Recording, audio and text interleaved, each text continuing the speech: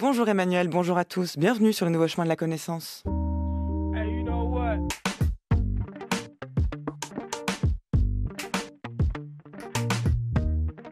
Les nouveaux chemins se demandent tous les jours si l'homme est un animal comme les autres, en compagnie de Marianne Chassor, Jean Danielou, Mathilde Wagman, Valentin Schmitt et Géraldine Mosna-Savoie. À la lecture des textes illozoïques cette semaine, Jean-Louis Jacopin. À la réalisation de Métamorphoses enchantresques, Rafik Zénine. Avec à la prise de son Rameau et son neveu, Alexandre Martin et Benjamin Thuot. Après le matérialisme de la rencontre, hier avec Annie Ibrahim, avant la chimie et la digestion avec François Pépin demain, et l'autorité politique jeudi en compagnie de Colas Duflot, pour le deuxième temps de notre série d'émissions consacrée à Diderot, j'ai le plaisir de recevoir aujourd'hui Dominique Lecourt, qui vient vous parler de cet animal comme les autres qu'est l'homme. Ces émissions ont été enregistrées depuis la ville natale de Diderot, à Langres, et sont organisées en partenariat avec Philosophie Magazine qui vous propose ce mois-ci un dossier consacré à Diderot.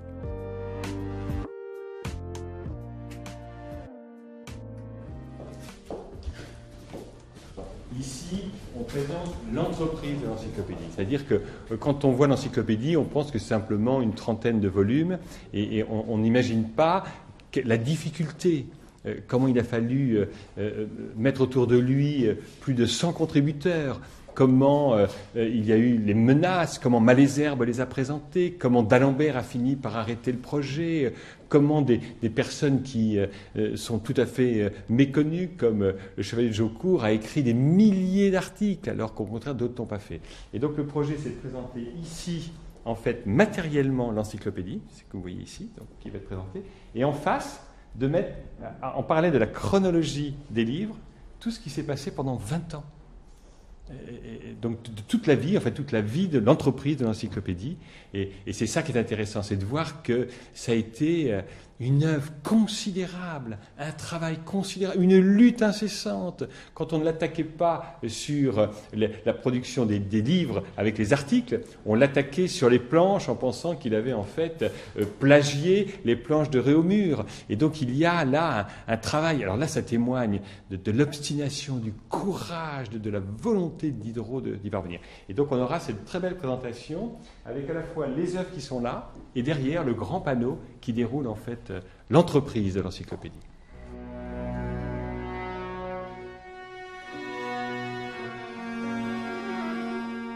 Qu'est-ce que l'animal ? Voilà une de ces questions dont on est d'autant plus embarrassé qu'on a plus de philosophie et plus de connaissances de l'histoire naturelle. Si l'on parcourt toutes les propriétés connues de l'animal, on n'en trouvera aucune qui ne manque à quelque être auquel on est forcé de donner le nom d'animal, ou qui n'appartienne à un autre auquel on ne peut accorder ce nom.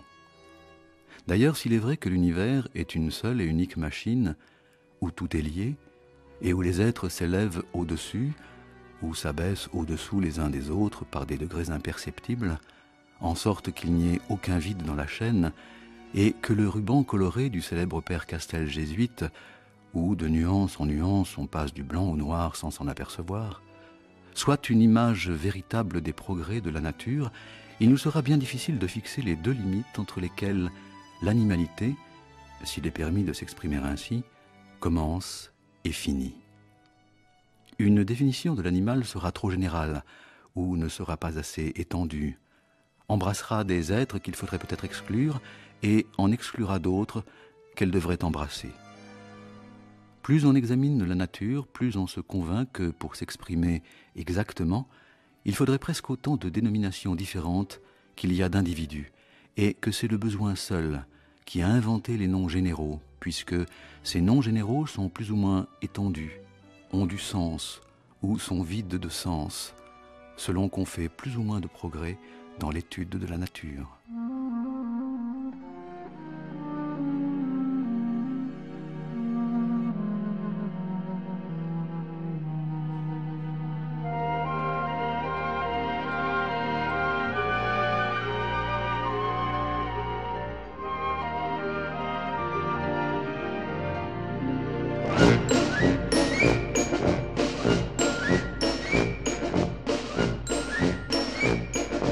Up, two, three. Bonjour Dominique Lecourt. Bonjour. Bienvenue sur le nouveau chemin de la connaissance. C'est un plaisir de vous y accueillir, surtout puisque nous sommes nous-mêmes accueillis par la ville de Langres, par le maire de Langres, Didier Loiseau, qui nous a ouvert les portes de la salle d'honneur de la mairie pour enregistrer cette émission et toutes les autres d'ailleurs consacrées à Diderot cette semaine. Et je tiens à signaler d'emblée que nous enregistrons cette émission devant des lycéens du lycée Diderot qui sont venus assister à cet enregistrement. Bonjour à vous. Ils sont déjà très, très animés, dirait Diderot.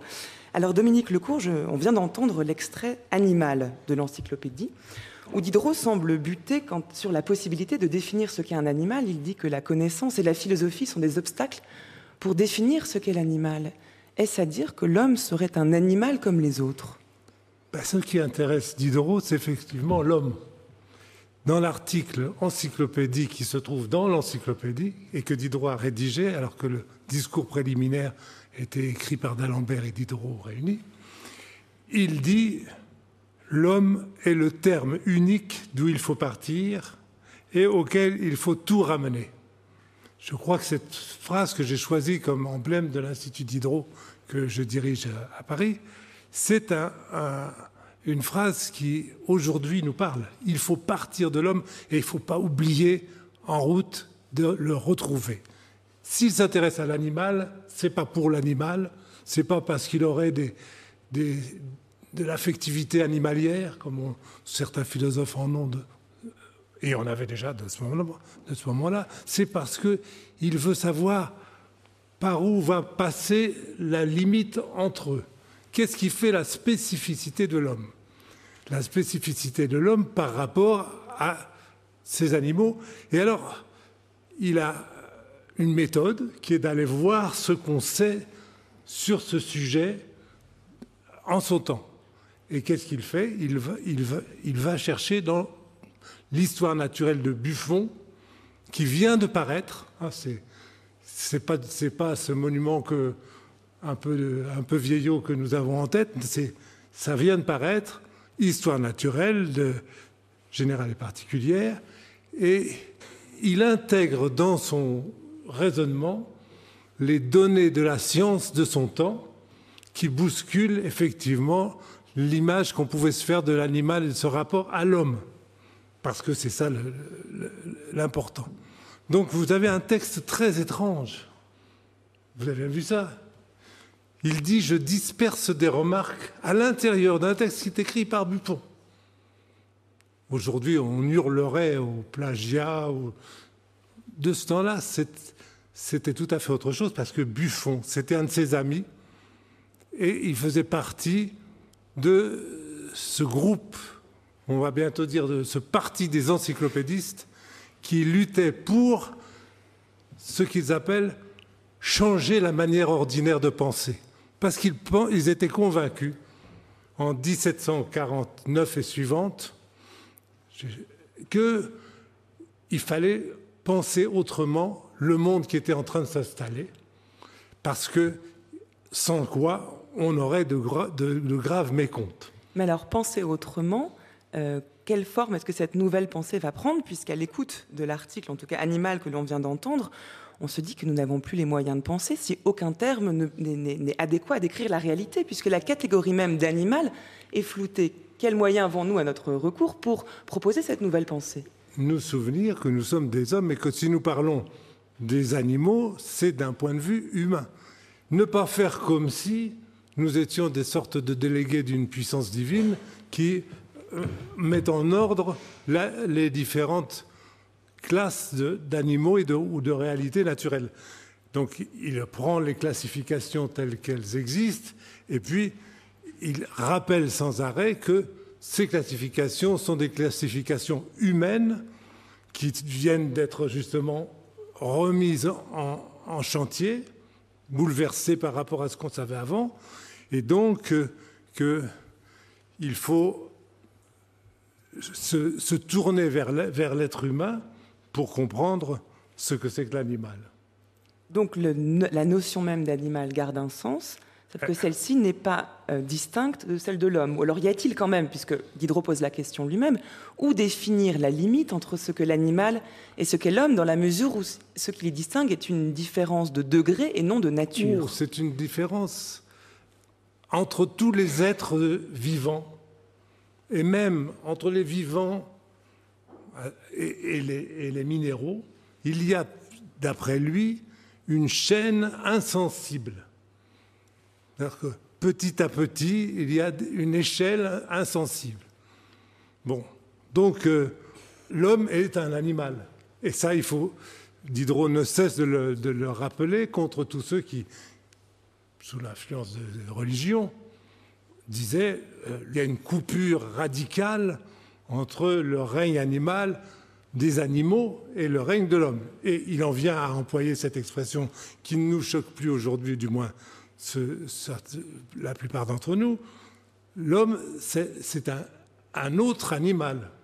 Mais cette chaîne de maillons où on passe insensiblement du minéral à l'homme, en passant par le végétal, il va jusqu'à imaginer des créations intermédiaires, enfin des êtres intermédiaires qu'on n'a pas encore observés.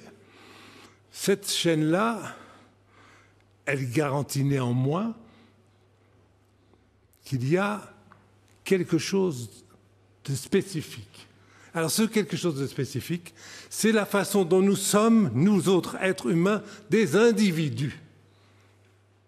Parce que ça, c'est Diderot qui a inventé le mot d'individualité. Ce qui l'intéresse, c'est de dire, quand on regarde la chaîne des êtres vivants, il y a un moment où l'individualité est plus forte. Et cette individualité plus forte, elle met l'homme à l'écart de la détermination par le milieu naturel, et elle en fait cet être à la fois horrible et merveilleux. Et il donne un contenu à cette individualité, puisqu'il écrit, si on lit autre chose que l'article animal de l'encyclopédie, par exemple les réfutations d'Helvétius, mais encore d'autres textes, Diderot écrit que c'est la multiplicité des rapports qui fait la différence entre l'homme et l'animal. En d'autres termes, plus il y a de rapports avec l'extérieur, plus le niveau de complexité est élevé.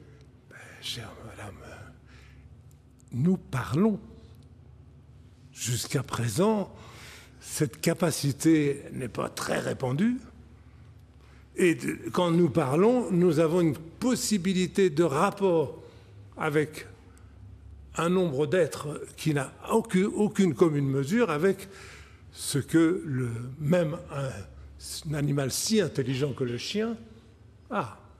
Un chien, il connaît son maître, et avec un peu d'effort, il va connaître une dizaine de personnes, avoir des relations avec un milieu déterminé. Mais nous autres êtres humains, non seulement nous communiquons à distance avec une foule d'êtres.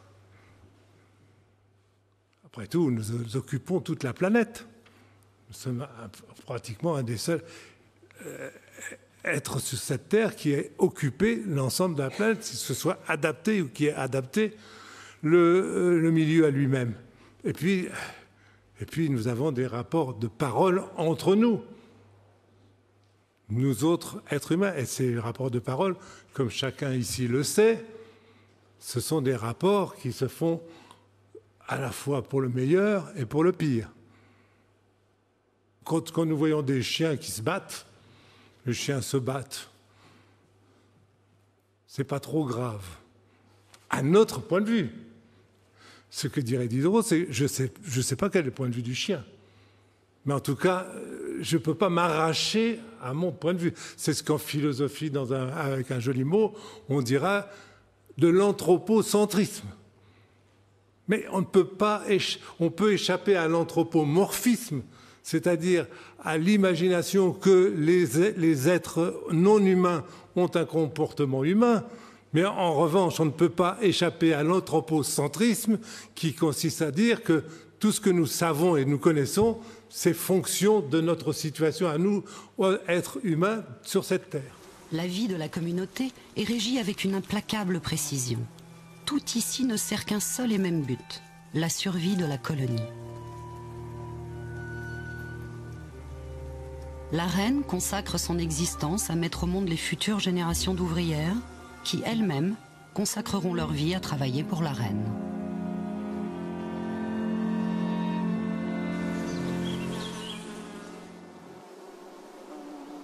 Mademoiselle de l'Espinasse, Mademoiselle de l'Espinasse, avez-vous vu quelquefois un essaim d'abeilles s'échapper de leur ruche? Le monde où la masse générale de la matière est la ruche. Les avez-vous vus s'en aller former à l'extrémité de la branche d'un arbre une longue grappe de petits animaux ailés, tous accrochés les uns aux autres par les pattes? Cette grappe est un être, un individu, un animal quelconque. Mais ces grappes devraient se rassembler toutes s'ils n'admettaient qu'une seule matière homogène. Les avez-vous vues? Si l'une de ces abeilles s'avise de pincer d'une façon quelconque l'abeille à laquelle elle est accrochée, que croyez-vous qu'il arrive? Vous l'ignorez. Mais le philosophe ne l'ignore pas, lui. Si vous le voyez jamais, et vous le verrez ou vous ne le verrez pas, car il me l'a promis, il vous dira que celle-ci pincera la suivante, qu'il s'excitera dans toute la grappe autant de sensations qu'il y a de petits animaux, que le tout s'agitera, se remuera, changera de situation et de forme, qu'il s'élèvera du bruit, de petits cris, et que celui qui n'aurait jamais vu une pareille grappe s'arranger serait tenté de la prendre pour un animal à 5 ou 600 têtes et à 1000 ou 1200 ailes.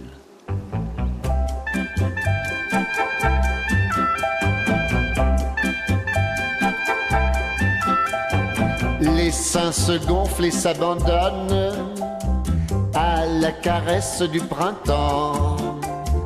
Et dans la ruche tourbillonnent, prêtes à prendre leur élan. Bzz, bzz, bzz, bzz, les abeilles. Vous écoutez France Culture, les nouveaux chemins de la connaissance. C'est le deuxième temps de notre série d'émissions consacrée à Diderot. Et pour l'occasion, comme le chante Bourvil, c'est d'abeilles, donc d'animaux, que nous parlons aujourd'hui en compagnie de Dominique Lecourt, qui vient nous instruire quant à la notion d'animalité chez Diderot depuis la salle d'honneur de la mairie de Langres, en présence des lycéens du lycée Diderot de Langres. Ces gentilles petites bestioles fabriquent d'abord de la cire. Elles y font des alvéoles, doux petits nids pour bien dormir. Dominique Lecourt, vous mettiez en garde contre l'anthropocentrisme, à savoir ne pouvoir considérer l'animal que depuis le point de vue de l'homme et oublier la spécificité de l'animal, en l'occurrence de l'abeille. Que dirait Diderot s'il avait pu écouter alors le documentaire qu'on a entendu avant, qui présentait les abeilles comme étant une espèce bien définie, qui agissait selon une forme de finalité, se préserver et se reproduire, alors que Diderot lui-même, dans Le Rêve de d'Alembert, dont on a entendu un extrait juste avant, il est bien dit que les abeilles à la fois sont une espèce, mais en même temps, elles ne sont pas réductibles à la catégorie à laquelle elles semblent appartenir. Chaque abeille est différente. Il n'y a aucun point commun entre une abeille et l'autre. Alors comment s'en sort-on? C'est très compliqué, cette histoire d'abeille, parce que cet animal a focalisé toutes sortes de fantasmes pour des raisons que je laisse les psychanalystes analyser. Bon. Ce qui m'étonne, ce qui m'a alerté, c'est le ton de la commentatrice animalière qui, je me permets de le dire, est mielleux. Ce qui, pour les abeilles, ce qui est une façon de nous présenter ces bêtes, ces animaux-là comme étant particulièrement remarquables, à la fois par leur comportement. Les abeilles, ce sont des êtres disciplinés.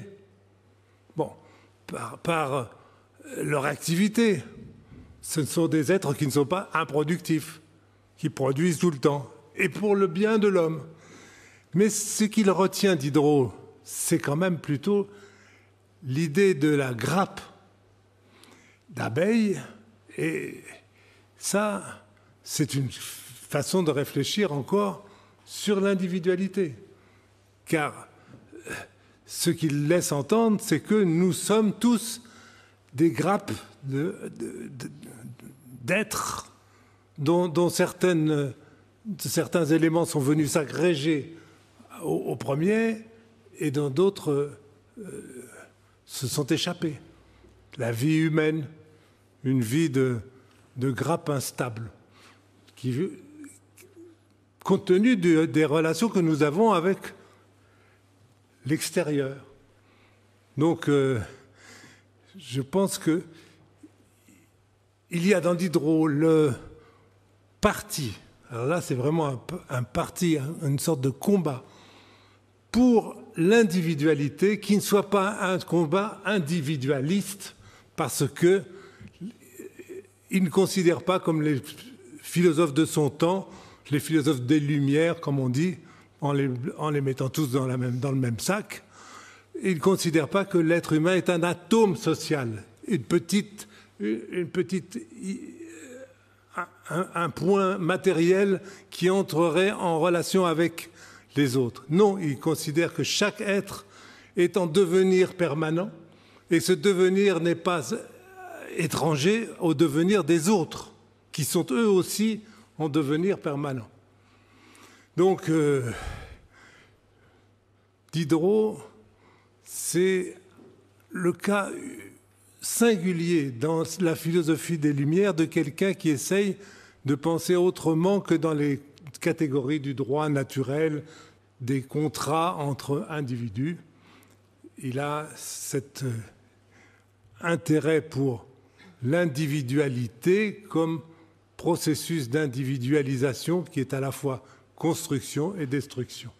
Et pourtant, il ne peut pas laisser complètement de côté des principes qui permettent de réfléchir à ce qu'est la nature, ce qu'est l'homme, ce qu'est l'animal, pour essayer d'en définir la spécificité. Je pense notamment au principe de finalité. S'il s'intéresse au vivant, il connaît l'organisme. L'organisme est cet assemblage de parties qui forment un tout et qui semble répondre à un principe qui est celui de la finalité. L'organisme existe en vue de quelque chose. Cela, Diderot peut l'observer. Est-ce que ça ne contredit pas sa pensée de l'individualisation ou de la singularité absolue? En vue de quoi? C'est probablement la grande question. En vue d'enrichir ses relations avec les autres et de permettre aux autres de bénéficier de son propre enrichissement. Ça, c'est la morale de Diderot. Mais vous voyez, c'est une morale qui est à la fois très exigeante et qui n'est pas du tout moralisante. Vous devez toujours penser aux autres comme étant partie de vous-même par les relations que vous entretenez avec eux, et vous ne pouvez pas vous fixer sans danger. Je dis bien sans danger, vous fixer des principes généraux à atteindre, des finalités à atteindre dans un autre monde que celui dans lequel nous sommes. Car qui invente, alors évidemment ça faisait scandale ça, qui invente l'idée d'un être divin, créateur, etc. Ah ben Diderot, lui, c'est l'homme. C'est l'homme pour se débrouiller dans sa fichue vie qui est traversée de toutes sortes de drames et qui aussi lui apporte toutes sortes de récompenses ou de joie. Je veux dire des joies. Bon, eh bien ça, on aimerait bien que cette idée-là, qui a été enfouie, encore une fois, on ne connaît pas l'œuvre personnelle de Diderot. Je plaide pour qu'on... Vous êtes là, je n'avais pas prévu que de parler devant des lycéens, mais je dirais que moi, je n'ai jamais entendu un cours de philosophie sur Diderot pendant toute ma carrière. Alors justement, ça on peut y venir, puisque Diderot, le statut philosophique de Diderot est contesté aujourd'hui. Quels arguments est-ce que vous avanceriez pour il n'y a pas d'aujourd'hui. Démontrer la teneur, dire que tout simplement que Diderot est un philosophe? Curieusement, de son temps, c'est lui qu'on appelait le philosophe, avec un P majuscule. Le philosophe, on ne disait pas autant de Voltaire, et certainement pas autant du citoyen de Genève, Jean-Jacques Rousseau, qui a gagné la partie de façon posthume. Mais Diderot, c'était le philosophe parce qu'il essayait de penser le tout de la condition humaine en fonction des connaissances acquises nouvellement de son temps. Il s'est collé l'encyclopédie quand même. C'est-à-dire que pendant 20 ans, entouré des meilleurs esprits de son temps, il a essayé de tirer les leçons de ce qu'on savait de mieux et qui ouvrait des perspectives morales et politiques. Mais rédiger une encyclopédie n'est pas forcément le travail d'un philosophe. Ce n'est pas la rédaction d'une encyclopédie, c'est la mobilisation des esprits autour d'une tâche qui a une ambition d'assurer la liberté des uns et des autres, à commencer par la liberté intellectuelle. Et vous savez ce que ça lui a coûté.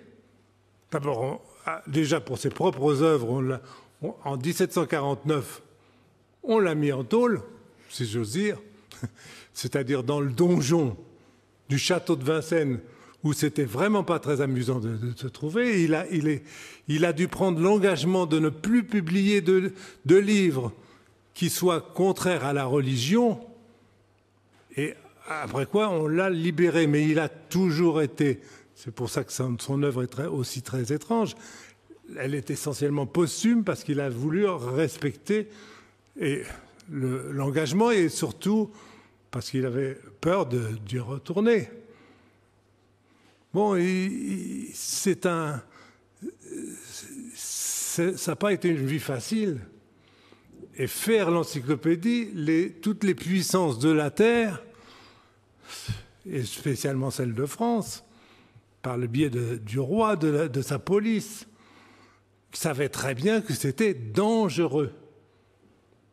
Alors quand les gens se disent « tiens, c'est dangereux », il faut y aller regarder de plus près, surtout quand il s'agit d'articles qui présentent des concepts ou des idées, quelquefois sous une forme un peu amusante, mais enfin... Des idées qui sont parfois très subversives, alors non seulement pour la société du temps, mais également même pour les philosophes, puisque Diderot ne reconnaît pas l'existence d'une substance métaphysique que serait l'âme. Il est, alors j'aimerais avoir votre avis là-dessus, Dominique Lecourt, ce qu'on pourrait appeler un matérialiste. Or, pour lui, la matière est dotée d'un principe d'animation, d'une forme, la matière pense. Donc, est-ce que vous le qualifieriez de matérialiste ou de vitaliste ? Je crois qu'on ne peut pas refuser de l'idée qu'il est un matérialiste, parce qu'il l'a affirmé. De même qu'on ne peut pas refuser l'idée qu'il a été athée, parce qu'il l'a affirmé, mais il n'a pas toujours été. Et il n'a pas toujours été matérialiste de la même façon. Et plus le temps va passer, il a quand même vécu assez longtemps, plus vous trouvez dans ces livres une accentuation vitaliste, c'est-à-dire l'affirmation que l'être humain, l'être vivant en général, mais c'est encore une fois, c'est l'être humain qui l'intéresse, l'être vivant n'est pas composé de deux substances. Comme le disait Descartes. Comme le disait Descartes, qui avait un grand empire sur les esprits en France. Et elle est composée d'une matière qui est spécifique du fait que, eh bien, c'est une matière individuée qui entre, alors, je ne vais pas dire en compétition, mais qui entre en relation avec les autres.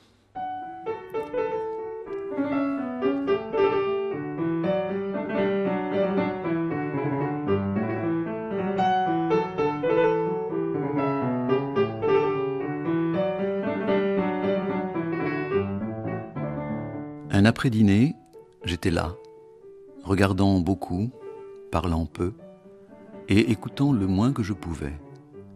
Lorsque je fus abordé par un des plus bizarres personnages de ce pays, où Dieu n'en a pas laissé manquer. C'est un composé de hauteur et de bassesse, de bon sens et de déraison. Il faut que les notions de l'honnête et du déshonnête soient bien étrangement brouillées dans sa tête, car il montre ce que la nature lui a donné de bonnes qualités sans ostentation et ce qu'il en a reçu de mauvaises sans pudeur. Au reste, il est doué d'une organisation forte, d'une chaleur d'imagination singulière et d'une vigueur de poumon peu commune. Si vous le rencontrez jamais et que son originalité ne vous arrête pas, ou vous mettrez vos doigts dans vos oreilles, ou vous vous enfuirez.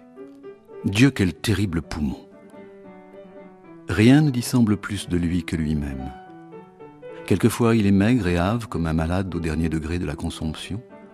On compterait ses dents à travers ses joues. On dirait qu'il a passé plusieurs jours sans manger. Le mois suivant, il est gras et replet comme s'il n'avait pas quitté la table d'un financier ou qu'il eût été renfermé dans un couvent de Bernardins. Aujourd'hui en linge sale, en culotte déchirée, couvert de lambeaux, presque sans souliers, il va à la tête basse, il se dérobe, on serait tenté de l'appeler pour lui donner l'aumône. Demain, poudré, chaussé, frisé, bien vêtu, il marche la tête haute, il se montre et vous le prendriez au peu près pour un honnête homme. Il vit au jour la journée, triste ou gai, selon les circonstances. Son premier soin le matin, quand il est levé, est de savoir où il dînera. Après dîner, il pense où il ira souper. La nuit amène aussi son inquiétude. Où il regagne à pied un petit grenier qu'il habite, à moins que l'hôtesse ennuyée d'attendre son loyer ne lui en ait redemandé la clé. Où il se rabat dans une taverne du faubourg, où il attend le jour entre un morceau de pain et un pot de bière. Et surtout, voici un animal appelé Aldonza.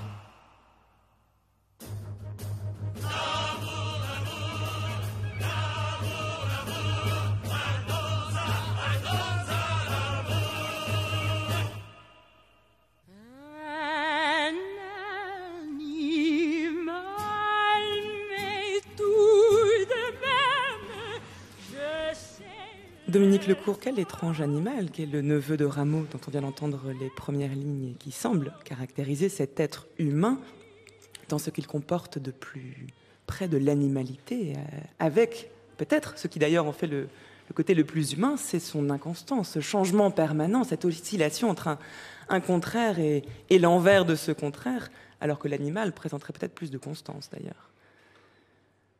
Écoutez, moi, cette page de Diderot que vous avez eu la gentillesse de lire, pour moi, c'est le summum de la littérature française. Le moment où tant de choses peuvent être dites en si peu de mots, y compris des mots inventés. Rien ne dissemble plus de lui que lui-même. Le verbe « dis », et on comprend tout de suite. Bon. Mais c'est vraiment un chef-d'œuvre. Je pense que ceux qui n'ont pas lu Le Neveu de Rameau, franchement, ils ont tort. C'est une lecture qui est pas trop difficile et qui a une profondeur philosophique rare, sans jargon. Nous ne sommes pas dans la philosophie des professeurs de langue allemande, qui est ce qu'on appelle la philosophie française. Puisque faire de la philosophie en France, pendant longtemps, ça a été de faire de l'allemand en français. D'où l'extrême élégance des textes qu'on peut lire. Bon, lui, c'est le summum de la langue française pour penser cet être-là, cet être dont il dit à plusieurs reprises, c'est un gueux. Et moi, je veux organiser le mouvement des gueux. Mais c'est un gueux, c'est à la fois un rustre, un Jacques, le Jacques qui fait des jacqueries, comme Jacques le fataliste. Mais c'est aussi quelqu'un qui est capable, soudain, de chanter, de danser, divinement, parce que, après tout, il est le neveu de Rameau. Et ça, je pense que de la musique de Rameau s'accommode bien de ce texte, qui est un texte très dialogué, à ce point dialogué qu'on en a fait des versions théâtrales extraordinaires. Moi, si j'ai l'âge de pontifier, j'ai vu Pierre Freinet jouer le neveu de Rameau du côté de Pigalle dans un établissement qui n'est plus tout à fait présentable. Mais c'était extraordinaire. Alors vous disiez que ce texte est un texte philosophique. Rappelons voilà. que l'interlocuteur du neveu de Rameau s'appelle le philosophe, Voilà. celui qu'on a entendu parler. Et pourtant, ce n'est pas à lui que Diderot donne raison. Non. Donc où se trouve, pouvez-vous éclairer la dimension philosophique de ce texte? Mais personne n'a raison, justement. La raison, elle se faufile dans l'interrogation suspendue de l'un et de l'autre. Chez Diderot, il n'y a pas de dogmatisme possible parce qu'il n'y a pas de doctrine élaborée pour être enseignée. Il y a une espèce d'alerte qui est recueillie auprès de ses contemporains sur la difficulté insurmontable de régler certains problèmes. Et c'est pour ça que Diderot est un homme qui adore présenter les paradoxes, ce qui secoue le sens commun. Et dans le neveu de Rameau, il y en a plus d'un.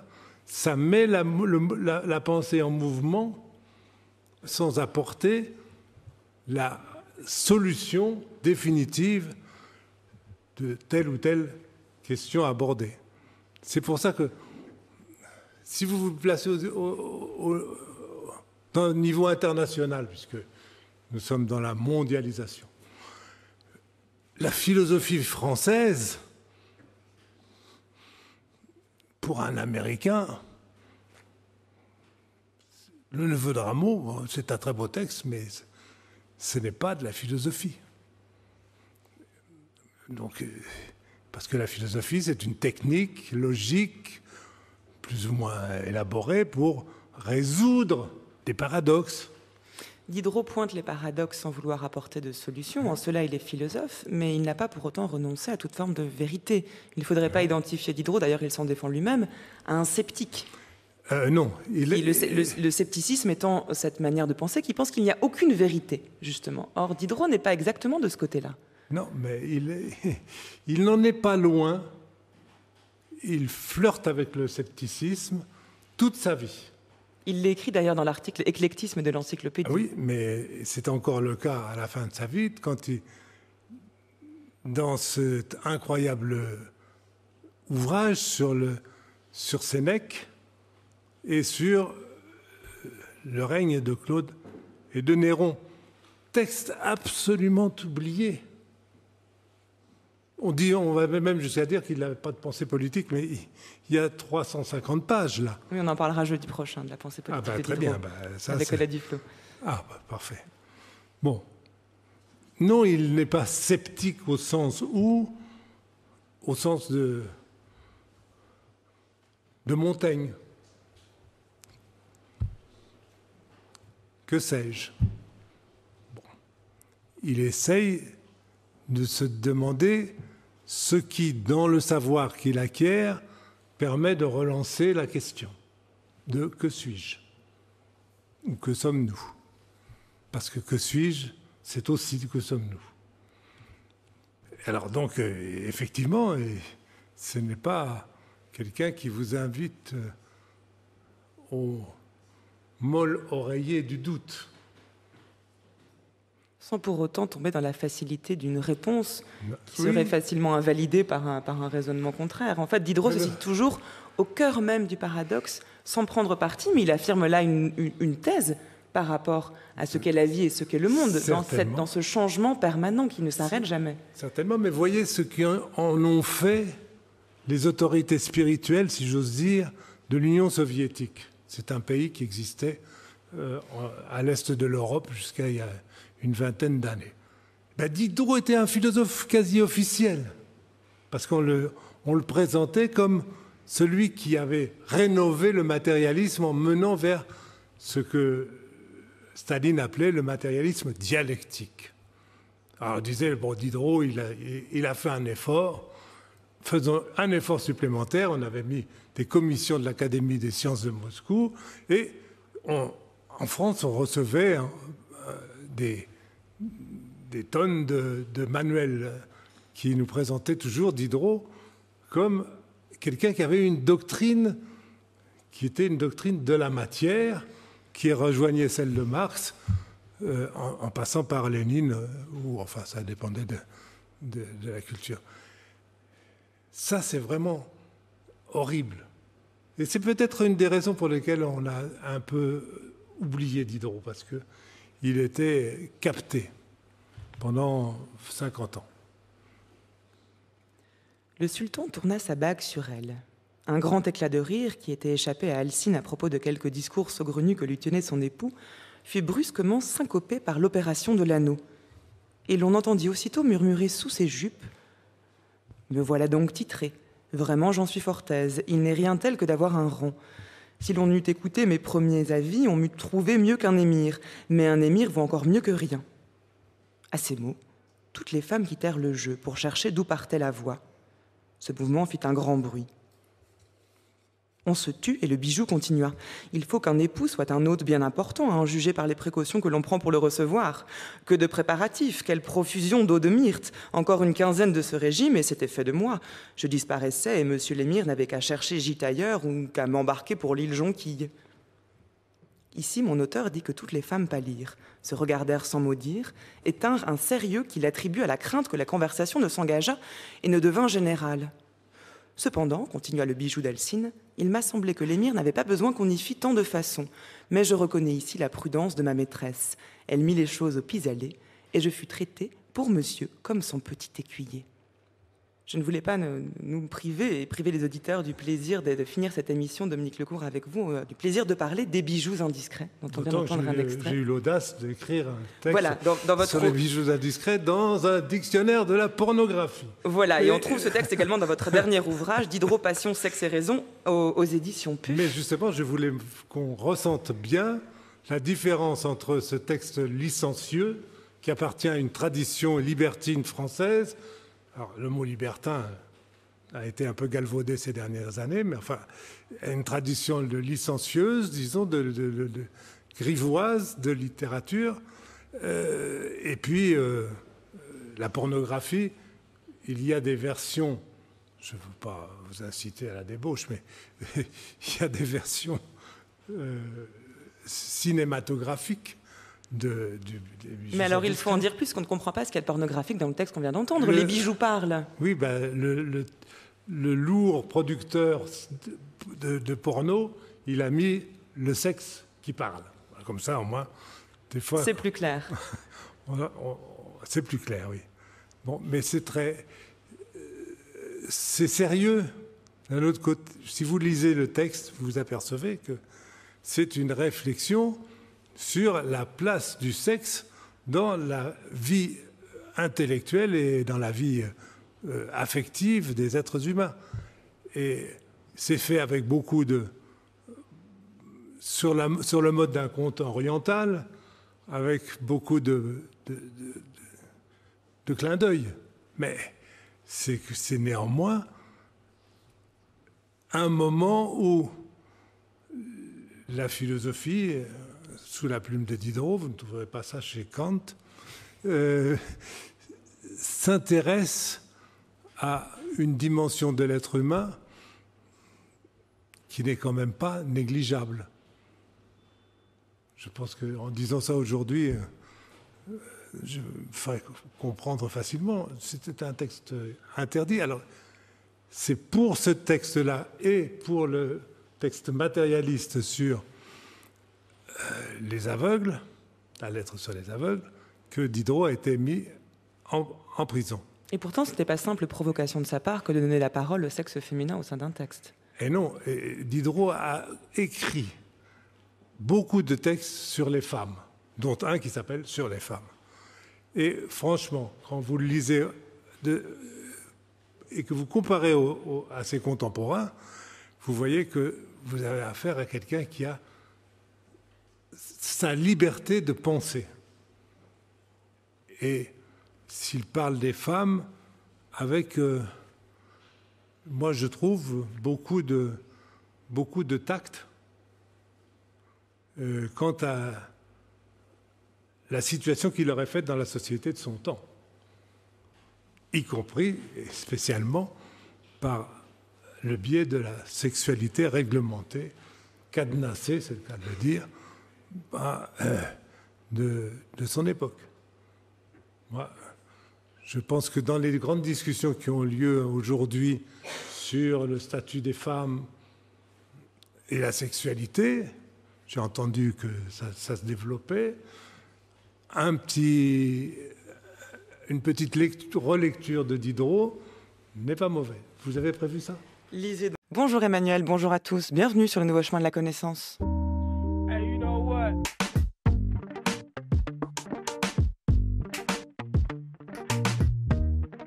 Les nouveaux chemins se demandent tous les jours si l'homme est un animal comme les autres, en compagnie de Marianne Chassor, Jean Danielou, Mathilde Wagman, Valentin Schmitt et Géraldine Mosna-Savoie. À la lecture des textes illozoïques cette semaine, Jean-Louis Jacopin. À la réalisation de métamorphoses enchantresques, Rafik Zénine. Avec à la prise de son Rameau et son neveu, Alexandre Martin et Benjamin Thuot. Après le matérialisme de la rencontre, hier avec Annie Ibrahim, avant la chimie et la digestion avec François Pépin demain, et l'autorité politique jeudi en compagnie de Colas Duflo, pour le deuxième temps de notre série d'émissions consacrée à Diderot, j'ai le plaisir de recevoir aujourd'hui Dominique Lecourt, qui vient vous parler de cet animal comme les autres qu'est l'homme. Ces émissions ont été enregistrées depuis la ville natale de Diderot, à Langres, et sont organisées en partenariat avec Philosophie Magazine qui vous propose ce mois-ci un dossier consacré à Diderot.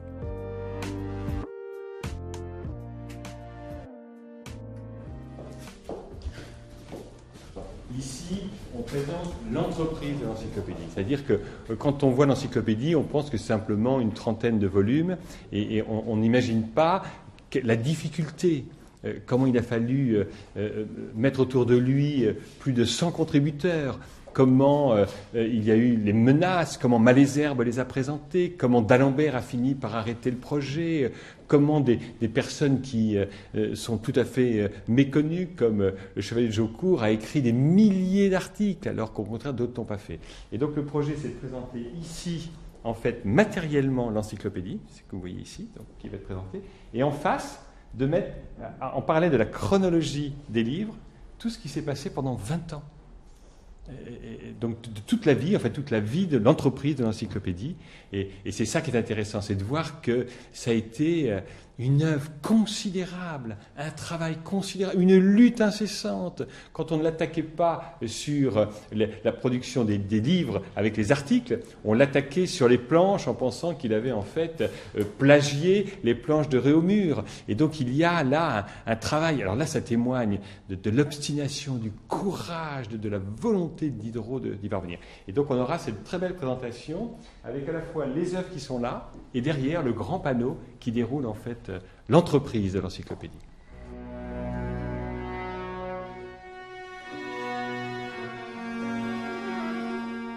Qu'est-ce que l'animal ?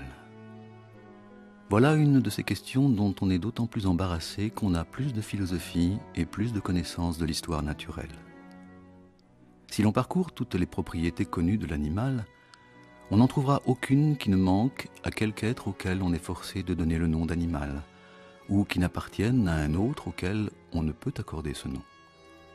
D'ailleurs, s'il est vrai que l'univers est une seule et unique machine, où tout est lié, et où les êtres s'élèvent au-dessus, ou s'abaissent au-dessous les uns des autres par des degrés imperceptibles, en sorte qu'il n'y ait aucun vide dans la chaîne, et que le ruban coloré du célèbre père Castel jésuite, où de nuance en nuance on passe du blanc au noir sans s'en apercevoir, soit une image véritable des progrès de la nature, il nous sera bien difficile de fixer les deux limites entre lesquelles l'animalité, s'il est permis de s'exprimer ainsi, commence et finit.